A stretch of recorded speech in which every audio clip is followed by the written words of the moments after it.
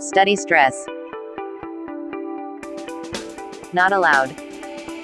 Come here to our YouTube channel and remove your success hurdles.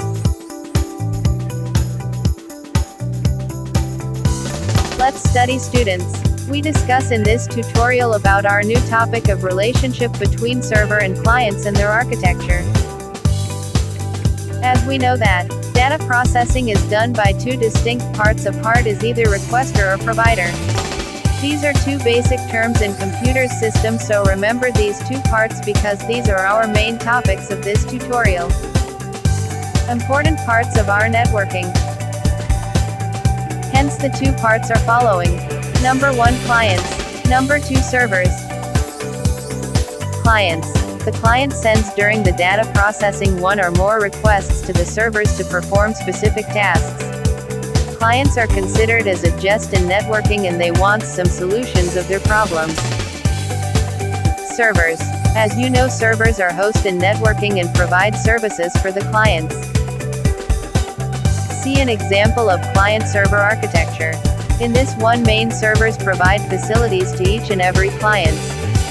Clients are present in different hardware structure and software systems. Basically, servers and clients are vary according to data and distance. More than one clients or servers are used for data processing purpose. They are worked under the rules and regulations of networking systems such as protocols. You can see this in this example, where clients are present in more than one.